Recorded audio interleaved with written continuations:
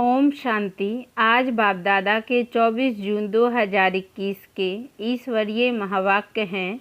मातेश्वरी जी के पुण्य स्मृति दिवस पर जगदम्बा सरस्वती जी के मधुर महावाक्य। गीत। छोड़ दे जग से नाते। अगर हम जग से नाते ही छोड़ दें तो फिर जग काहे के लिए है।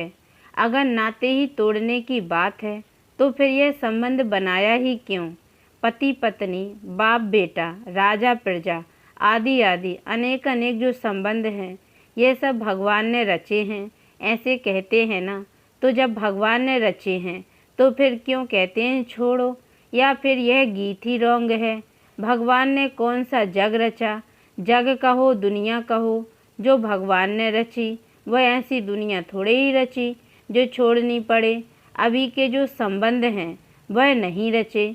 अभी इस जग में देखो तुम्हारे नाते कैसे हो गए हैं। कर्मों के कारण तमो प्रधानता में आते आते क्या हो गए हैं। कर्मों के बंधन एक दो को काटते रहते हैं। सभी नाते इस कर्म के हिसाब में तमो प्रधानता में आकर के एक दो को दुख देते और लेते रहते हैं।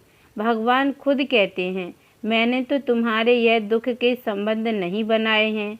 मैंने जो तुम्हारा संबंध जोड़ा था वह बंधन नहीं था। मैंने तुम्हारा श्रेष्ठ संबंध जोड़ा था। उसी संबंध में तुम सदा सुखी थे। तुम्हारे सब नाते बहुत स्वच्छ थे। इसलिए याद करते हो ना, राम राजा राम प्रजा राम साहूकार है। बसे नगरी जिए दाता धर्म का उपकार है। उसको कहते थे गृहस्थ धर्म। धर्म पति धर्म पत्नी धर्म के नाम से है ना, परंतु अभी तो वह धर्म का संबंध नहीं है। प्रैक्टिकल वह जीवन नहीं रही है। इसलिए बाप कहते हैं, यह जो तुमने अपना जग बना दिया है उस जग के जो नाते हैं वह बिगड़ गए हैं। मैंने जो जग बनाया था उसमें तुम्हारे नाते कितने अच्छे थे, कितने प्रिय थे, कितना एक दो को सुख देने वाले थे। नाते तो जरूर थे, ऐसे नहीं कि भगवान ने नाते नहीं रचे। नाते तो थे, केवल वह नाते कर्म के बंधन के बिना थे। इसलिए उन्हों को कहा जाता था जीवन मुक्त। जीवन भी इस कर्म के बंधन दुख से मुक्त थे, इसलिए उनको कहते थे जीवन मुक्त। अभी तुम्हारे नाते जीवन बंध के बन गए हैं, इसलिए कहते हैं अभी उससे छुटकारा कैसे हो। बाप कहते हैं उससे नाता तोड़, एक मेरे से जोड़। यह एक ही लास्ट की जीवन तुम मेरे हवाले करो। मेरे हवाले का मतलब है जैसे स्त्री पति के हवाले, पति स्त्री के हवाले, बाप बेटे के हवाले, बेटा बाप के हवाले। यह तो प्रैक्टिस अच्छी तरह से है ना।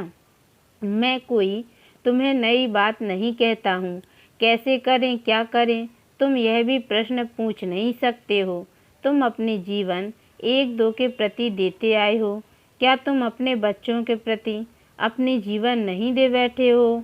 अपना तन मन धन जो भी कुछ है तुम उन्हीं के प्रति तो बना के बैठे हो ना। अपना अपना तो करते हो ना, सारी जीवन उन्हीं के प्रति लगा देते हो। तो मैं तुम्हें कोई नई बात थोड़ी ही कहता हूँ कि यह सब मेरे हवाले करो। जैसे अभी तक एक दो में करते आए हो ऐसे अभी कहता हूँ तुम मेरे बनो। फिर मेरा बन करके उसे ट्रस्टी बन संभालो। तुम भक्ति मार्ग में भी कहते आए हो भगवान यह सब तेरा मैं तेरा, परंतु तेरा किया नहीं, सिर्फ ऐसे ही कहा कि तेरा। तेरा भी मेरा, मेरा भी मेरा, ऐसे ही सब करते थे। लेकिन अब वह ठगी तो नहीं चलेगी ना। तेरा भी मेरा तो मेरा भी मेरा नहीं। अब यह तेरा मेरा खत्म करना पड़ेगा। अभी मैं तेरा तो उसमें सब आ गया, बस मैं तेरा। बाकी ऐसे थोड़े ही कि उनका भी मेरा अपना भी मेरा। ऐसी ठगी करने का क्या फ़ायदा, क्योंकि हम ही अपने को ठगेंगे। उस परमात्मा को तो कोई ठग नहीं सकता। पहले कैसे कैसे ठगी करते रहे, लेकिन ठगते ठगते खुद ही दुखी अशांत बने हो, क्योंकि धोखा तो तुम ही खा रहे हो। इसलिए अब बाप कहते हैं वह सब छोड़ो। देह सहित सब संबंधों से बुद्धि हटा करके अभी मेरे से जोड़ो, फिर अपनापन नहीं रहेगा।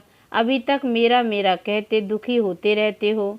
फिर बुद्धि उधर जाती है तो कहते हो क्या करूं, कैसे करूं। अगर तुम किसी में लटकेंगे तो नतीजा क्या होगा। यह मोह जो है ना, इसके कारण तुम दुखी बन पड़े हो। इसलिए बाप कहते हैं तुम इस जग के नाते तोड़ करके अभी मेरे बनो। तो यह जो तुमने अपने देह के बंधन, जीवन के बंधन बनाए हैं, उनसे निकल करके अभी मेरे बन जाओ। फिर मैं कोई तुम्हारे साथ जन्म जन्म थोड़ी ही चलता रहूँगा, नहीं, अभी मेरा तुम्हारे से काम है बस। फिर तो तुम आत्माएं आपस में सदा काल के सुख में चलती रहेंगी।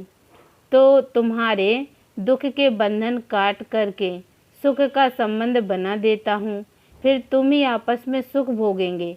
अभी देखो तुम कितने बिगड़ गए हो, इसलिए दुखी होते हो। फिर मैं तुम्हारा बिगड़ा हुआ सुधारता हूँ, फिर तुम ही सुखी रहेंगे। मैं थोड़ी जन्म जन्म तुम्हारे साथ चलने वाला हूँ, मैं तो सिर्फ तुम्हारी बिगड़ी को संभालने के लिए कहता हूँ अभी मेरे बनो।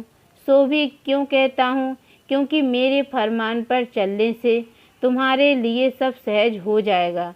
मैं तुम्हें यह सहज युक्ति देता हूँ, तुम प्रैक्टिकल में मेरे हो करके चलो तो यह युक्ति काम में आवे। जैसे कोई किसी के गोद का बच्चा होता है, फिर उनका ही नाम प्रैक्टिकल चलेगा ना, ऐसे तुम भी प्रैक्टिकल मेरे हो करके चलने से तुम्हारा ही भाग्य बनेगा। बाप तो बड़ी सीधी सहज एकदम सिंपल बातें बतलाते हैं, उसे भी देखो कोटों में कोई ही धारण करने वाले निकलते हैं।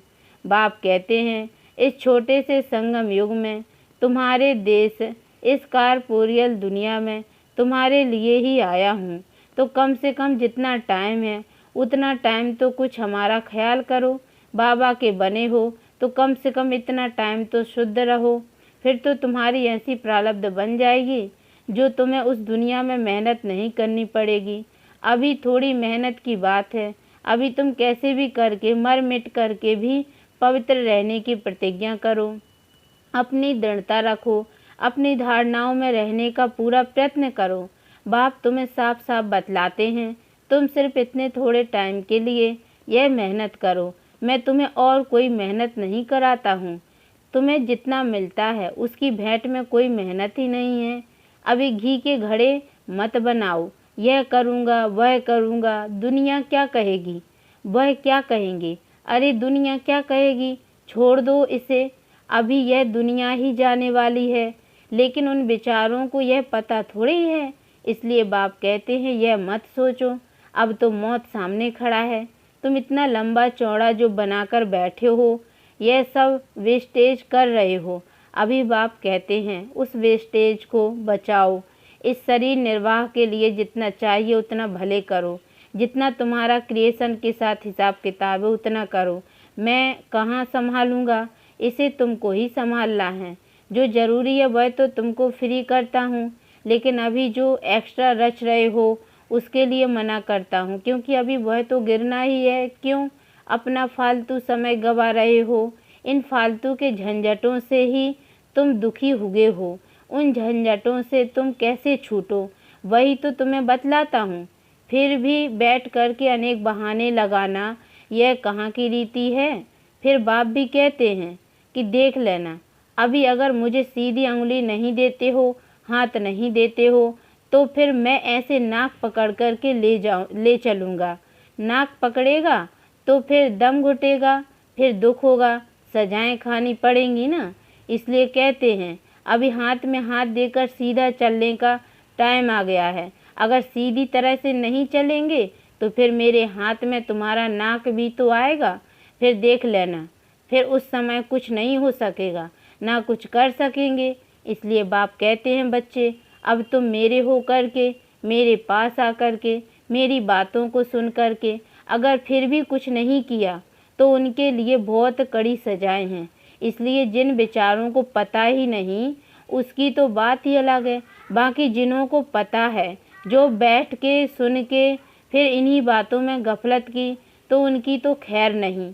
जैसे 10 गुना फ़ायदा है वैसे 10 गुना नुकसान होगा।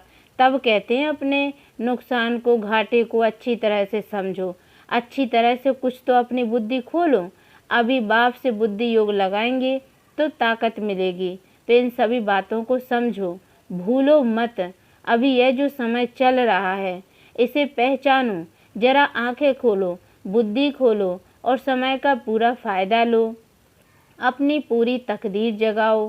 कहते भी हैं जैसा संग वैसा रंग होता है, इसलिए जिसमें अभी यह धारणा पूरी नहीं होगी तो माया के संग का रंग लग जाएगा। तब तो कहते हैं hear no evil, see no evil, talk no evil.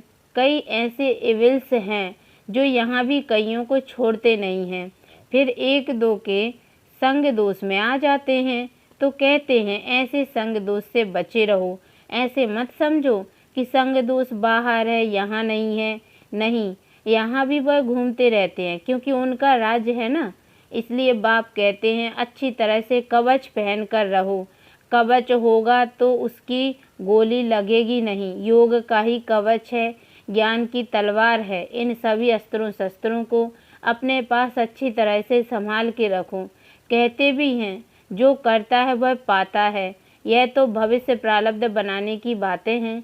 यहाँ तो प्रारब्ध नहीं भोगनी है ना।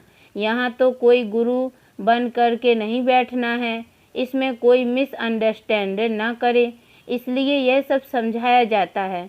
तो यह सब बातें ध्यान में रख करके अपने को सेफ रखना है। यहाँ कोई खर्चे आदि की बात नहीं होनी चाहिए। अभी यह सब खर्चा दूसरों के कल्याणार्थी यूज करना है।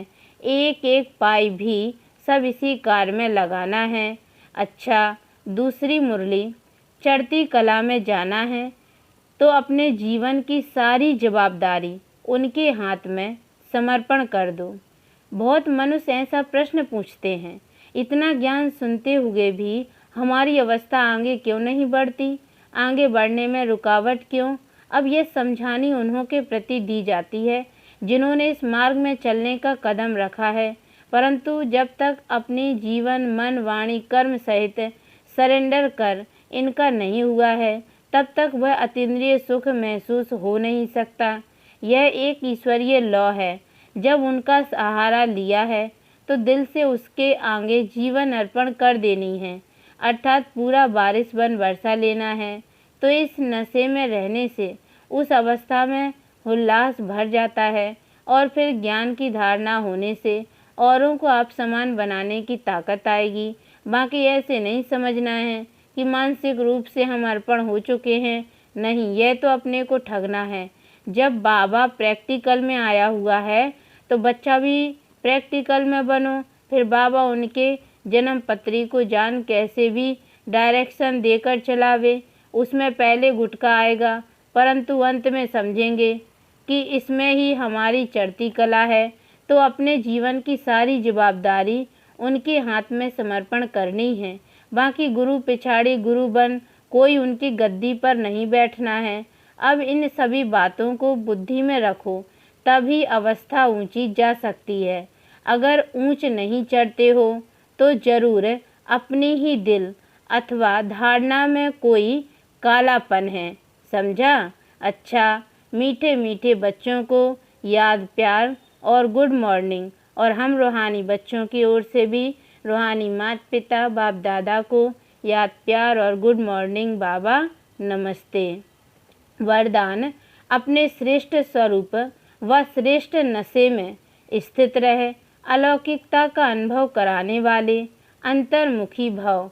जैसे सितारों के संगठन में विशेष सितारों की चमक दूर से ही न्यारी प्यारी लगती है, ऐसे आप सितारे साधारण आत्माओं के बीच में एक विशेष आत्मा दिखाई दो।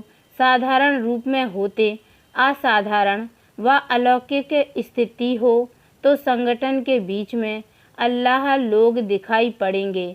इसके लिए अंतर्मुखी बनकर फिर बाहर मुक्ता में आने का अभ्यास हो। सदैव अपने श्रेष्ठ स्वरूप व नशे में स्थित होकर नॉलेजफुल के साथ पावरफुल बनकर नॉलेज दो, तब अनेक आत्माओं को अनुभवी बना सकेंगे। स्लोगन, रावण की जायदाद साथ में रख ली तो दिल में दिलाराम ठहर नहीं सकता। ओम शांति।